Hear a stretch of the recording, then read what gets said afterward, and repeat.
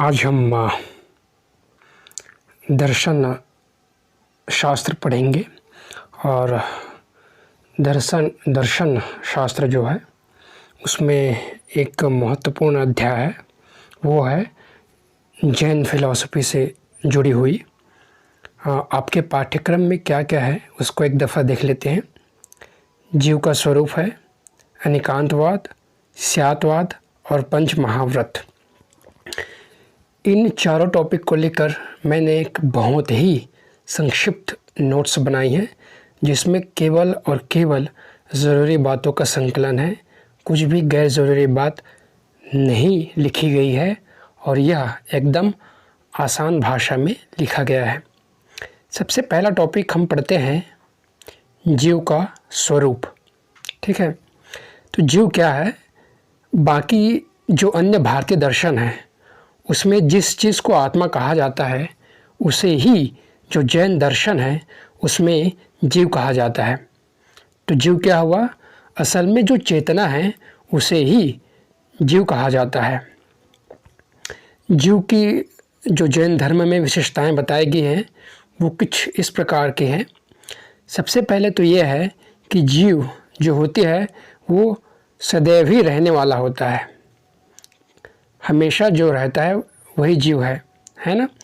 और जो अलग अलग जो जीव है वो आपस में एक दूसरे से इंडिपेंडेंट, स्वतंत्र होते हैं, है ना।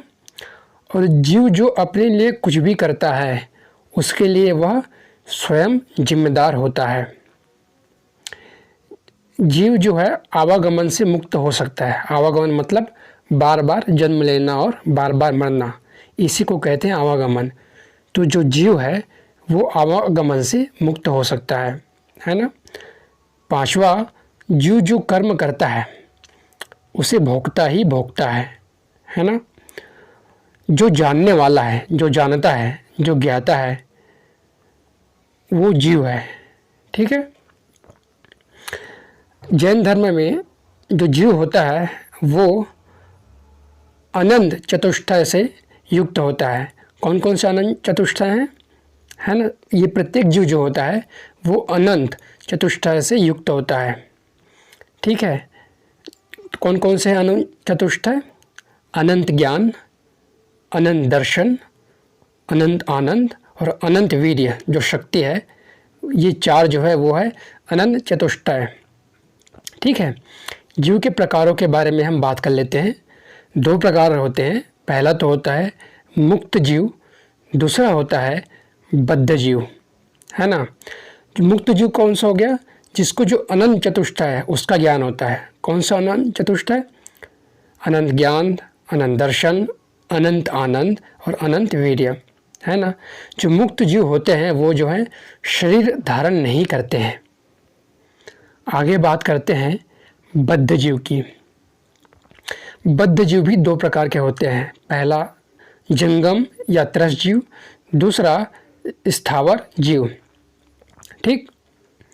जो जंगम जीव है वो असल में गतिमान जीव होता है ना। और उसमें कितनी इंद्रियां हैं उसके प्रकार के आधार पर उसे कई भागों में विभाजित किया जा सकता है। सबसे पहले बात करते हैं हम दो इंद्रियों वाले जीव की। दो इंद्रिय जीव, है ना, जिसमें दो इंद्रियां होती है, स्वाद और स्पर्श। इसको ऐसे याद रखें कि शरीर, हाथ जो है स्पर्श करेगा, त्वचा जो स्पर्श करेगी। अब पहुंच जाएं जीभ में। सबसे पहले जीभ में, फिर स्वाद और स्पर्श, ये दो इंद्रिय वाले जीव, इसका उदाहरण है घोंघा। त्रिइंद्रिय वाले जीव जिसमें स्वाद भी है, स्पर्श भी है। एक और नया ऐड हो गया है, जब जीभ से ऊपर जाएंगे तो वो है नाक यानी गंध। त्रिइंद्रिय जीव का उदाहरण है चींटी। बात करते हैं चार इंद्रिय वाले जीव, जिसमें स्वाद हो गया, स्पर्श हो गया, गंध यानी नाक हो गया।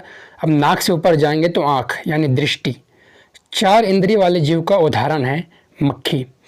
पांच इंद्रिय जीव जिसमें स्वाद, स्पर्श, गंध, दृष्टि, आँख तक पहुँच चुके हैं। आँख के बगल में है कान यानी श्रवण।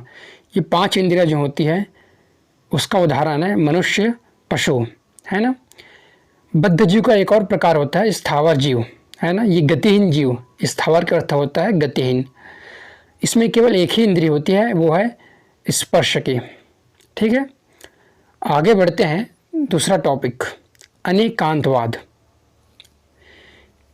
किसी चीज़ को अलग अलग दृष्टिकोण से देखा जा सकता है।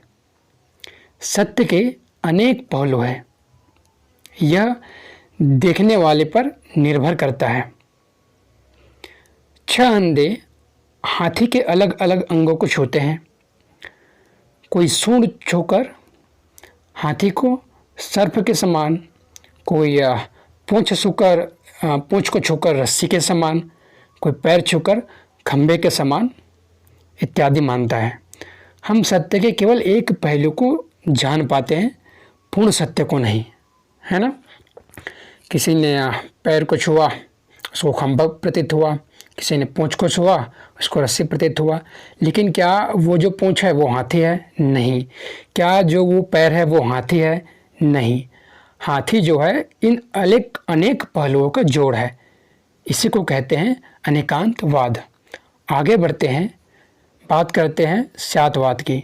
स्यात का अर्थ होता है शायद, लेकिन जो जैन धर्म है उसमें स्यात का अर्थ लिया जाता है सापेक्षिक, रिलेटिव, तुलनात्मक, है ना। स्यातवाद कहता है कि हमारा ज्ञान सापेक्षिक है ना, रिलेटिव है। सत्य की अलग अलग व्याख्या की जा सकती है। चूँकि कोई भी व्याख्या अपने आप में पूर्ण नहीं होती है, इसलिए हमें कहना चाहिए कि शायद यह सत्य है, जिसका अर्थ है कि इसके अन्यथा भी सत्य हो सकता है ना। तो जो अपूर्ण ज्ञान है, आंशिक ज्ञान है, उसी को कहा जाता है नय। नय जो है 7 प्रकार के होते हैं, जिसे सप्तभंगी नय कहते हैं। आगे बढ़ते हैं। सप्तभंगी नय कौन कौन से हैं? स्यात् अस्ति यानी कोई चीज़ है, स्यात् नास्ति यानी कोई चीज़ नहीं है, स्यात् अस्ति च नास्ति च है और नहीं भी, स्यात् अवक्त्यम अवक्तव्यम स्यात् अवक्तव्यम यानी इसके संबंध में कुछ भी व्यक्त नहीं किया जा सकता, एक्सप्रेस नहीं किया जा सकता, कुछ बताया नहीं जा सकता। स्यात् अस्ति च अवक्तव्यम च, कोई चीज़ है लेकिन कहा नहीं जा सकता है। स्यात् नास्ति च अवक्तव्यम च यानी कोई चीज़ नहीं है और इसके संबंध में कुछ नहीं कहा जा सकता है। स्यात् अस्ति च नास्ति च अव्यक्तव्यम च अवक्तव्यम च, टंग ट्विस्टिंग हो रहा है इसमें। अवक्तव्यम च, कोई चीज़ है भी नहीं भी है और इसके संबंध में कहा नहीं जा सकता है। इसको एक मटके के उदाहरण के द्वारा समझते हैं। मान लेते हैं कोई एक मटका है, मटका जो है मिट्टी से बना हुआ है। तो पहला हुआ मटका है, दूसरा मटका नहीं है क्योंकि वो मटका जो है असल में मिट्टी ही है, तीसरा मटका है भी और मटका नहीं भी है क्योंकि वो मटका तो है, साथ ही साथ मटका नहीं भी है क्योंकि वो मिट्टी है। ठीक है। चौथा, मटका के संबंध में कुछ भी नहीं कहा जा सकता, मटका को हम व्यक्त नहीं कर सकते, एक्सप्रेस नहीं कर सकते, है ना। पांचवा, मटका है और मटका के संबंध में कुछ नहीं कहा जा सकता। छठवा, मटका नहीं है क्योंकि वो मिट्टी है, मटका नहीं है और उसके संबंध में कुछ नहीं कहा जा सकता है। और सातवां, तीनों चीज़ें, तीनों संभावनाएं एक साथ, मटका है भी, मटका नहीं भी क्योंकि वो मिट्टी है, मटका है भी, मटका नहीं भी और मटका के संबंध में कुछ नहीं कहा जा सकता। आगे बढ़ते हैं। अनेकांतवाद और स्यातवाद में मूल अंतर यह है कि अनेकांतवाद सभी भिन्न लेकिन विपरीत विशेषताओं का ज्ञान है, जबकि स्यातवाद किसी वस्तु या घटना के विशेष गुण के सापेक्ष एक विवरण की प्रक्रिया है। ठीक है, ये बात समझ में आ गई। ये पूछा नहीं जाएगा अंतर, लेकिन एक दफ़ा चीज़ों को आसान करने के लिए मैंने इसे परिभाषित कर दिया है। आगे बढ़ते हैं। जैन धर्म में 3 रत्नों की बात की जाती है ना। इसको आसान ट्रिक के रूप में समझ सकते हैं। KFC जो चिकन वाला दुकान होता है, KFC, K फॉर नॉलेज यानी सम्यक ज्ञान।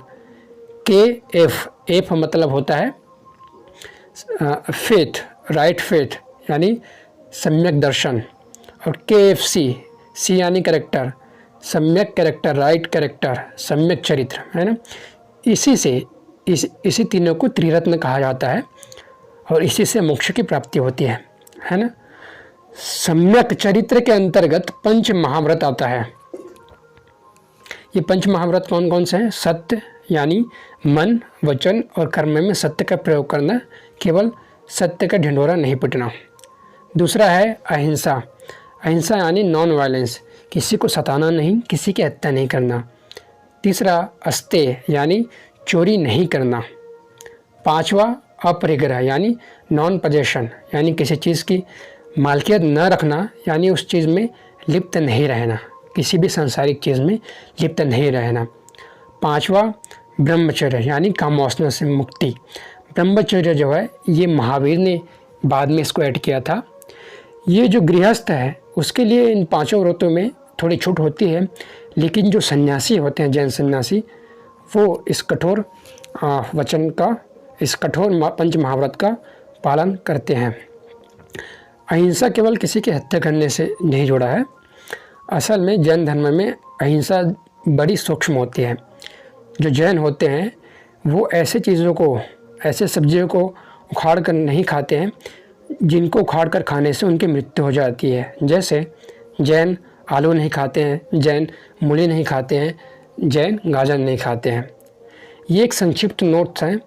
इस नोट्स को मैं अपने टेलीग्राम में शेयर कर रहा हूँ। आप टेलीग्राम में जुड़कर इसे डाउनलोड कर सकते हैं। ये बहुत ही संक्षेप में और टू द पॉइंट नोट्स हैं। अलग से आपको नोट्स बनाने की ज़रूरत नहीं है। अभी के लिए इतना ही। धन्यवाद।